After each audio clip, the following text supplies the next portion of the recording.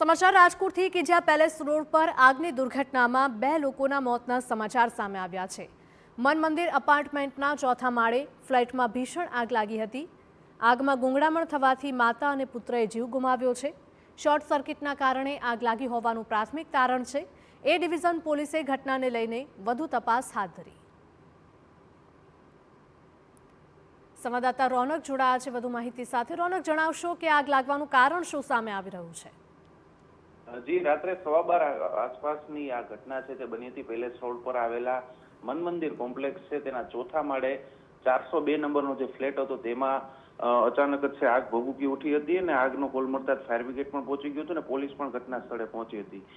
જે આજુબાજુના લોકો હતા તેમનું કહેવું હતું કે અંદર 2 થી 3 લોકો પણ હતા અને પોલીસ તપાસમાં પણ જે સામે આવ્યું હતું કે 2 લોકો પણ અંદર છે તેમને તાત્કાલિક છે તે બહાર કાઢવામાં આવ્યા હતા અને તેઓને બેભાન હાલતમાં હોસ્પિટલ ખસેડવામાં આવ્યા હતા, પરંતુ જે સિવિલ હોસ્પિટલના ફરજ પરના તબીબો છે તેમને આ 2 લોકોને ગુંગળાઈ જવાથી તેમના મોત છે તે જાહેર કર્યા હતા।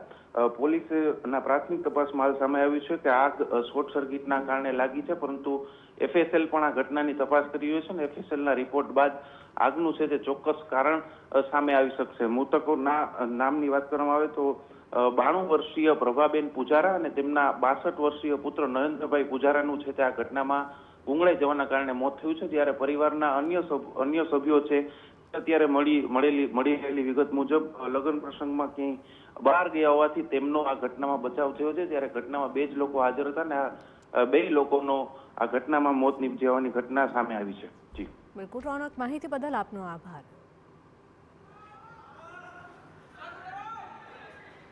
આ 12:15ની આસપાસ ઘટના ધ્યાને આવેલી, જે પેલેસ રોડ ઉપર આવેલ વર્તમાન નગર શેરી નંબર 8માં મન મંદિર એપાર્ટમેન્ટના ચોથા માળે બ્લોક નંબર 402માં આગ લાગવાની ઘટના બનેલ છે। પ્રાથમિક દ્રષ્ટિએ શોર્ટ સર્કિટથી આગ લાગી હોય એવું જાણવા મળે છે।